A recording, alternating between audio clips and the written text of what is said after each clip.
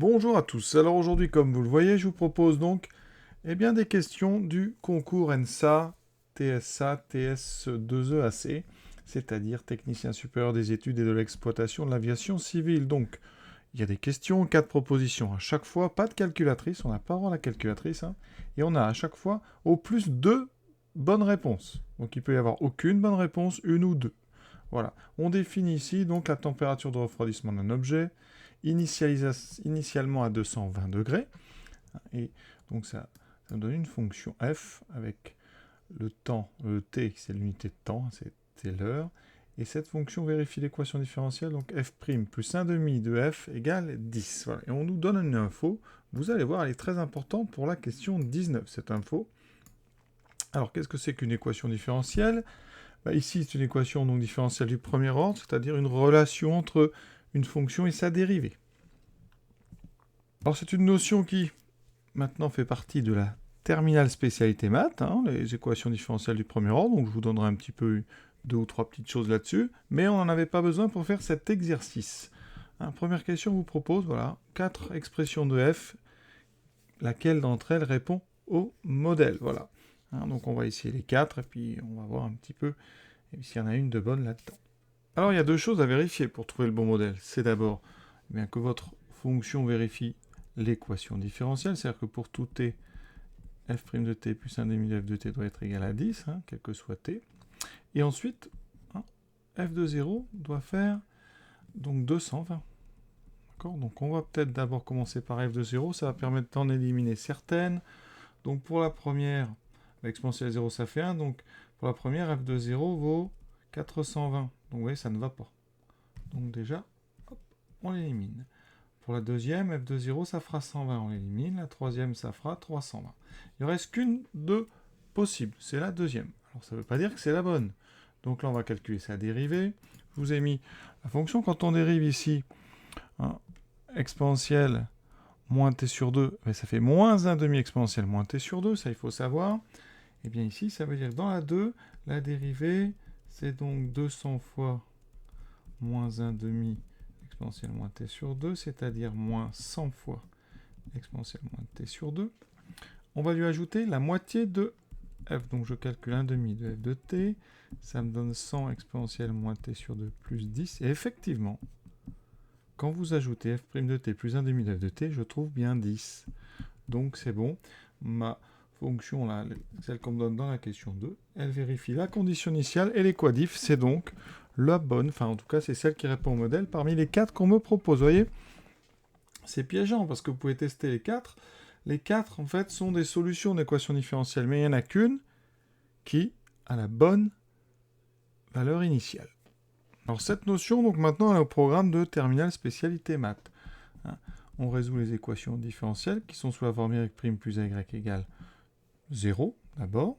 Et on dit que les solutions, on va mettre la variable t, c'est les fonctions qui à t associent k fois exponentielle moins at, avec le nombre k appartenant à r. Ensuite, si on a y' plus ay égale une constante b, eh bien il suffit de prendre ici, donc c'est toutes les k exponentielles moins at, voilà, plus, et on va juste rajouter b sur a. Ah, donc ici, on applique ça. Alors ici, j'ai a égale 1 demi. Et b égale 10.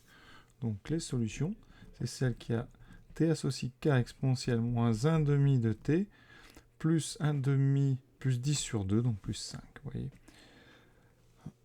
Donc on n'est pas mal du tout. Pardon, j'ai fait une bêtise. C'est donc b sur a.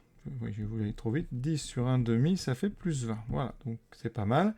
Mais vous voyez que, eh bien, les 4 fonctions qu'on me proposait, elles marchent, puisqu'ici, on a juste fait varier la constante k à 100, 200, 300, 400. Donc il faut chercher parmi les 4 qu'on me proposait celle qui a la bonne condition. F de 0 égale 220. 18e question, donc sur 0 plus l'infini. Effectivement, on est sur du temps, donc on peut considérer qu'on travaille sur des R+.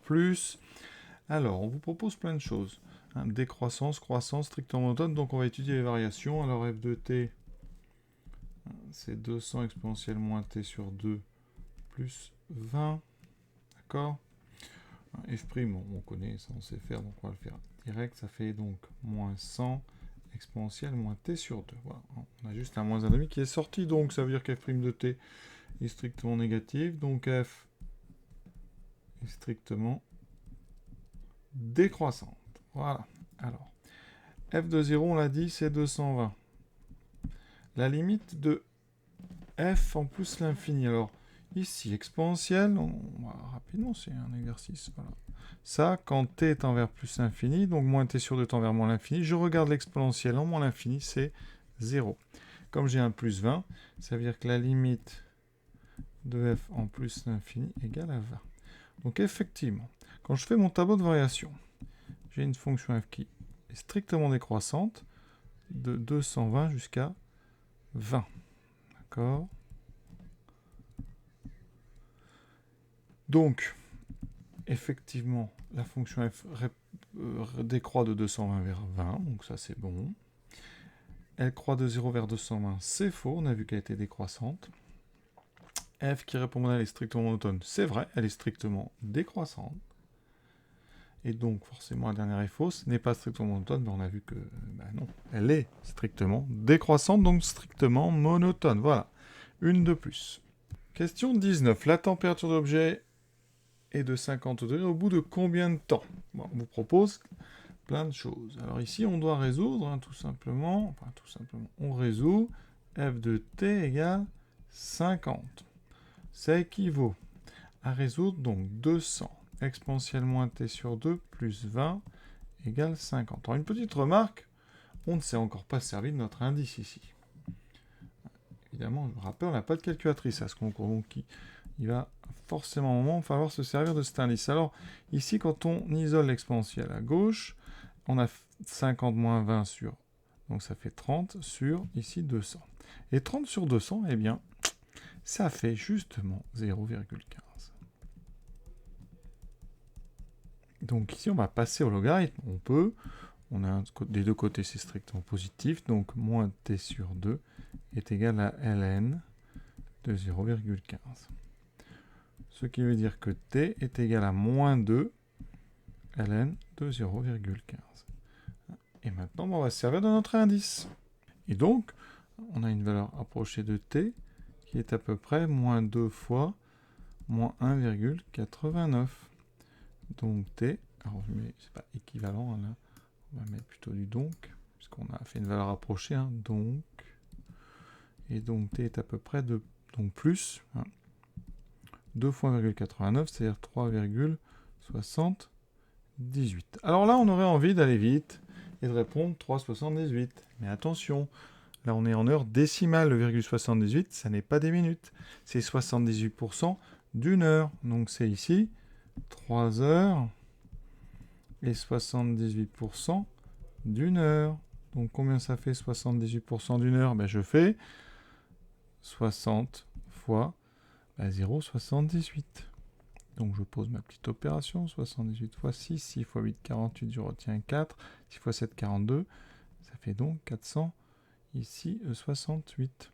Donc j'ai 3 heures et donc 46,8 minutes.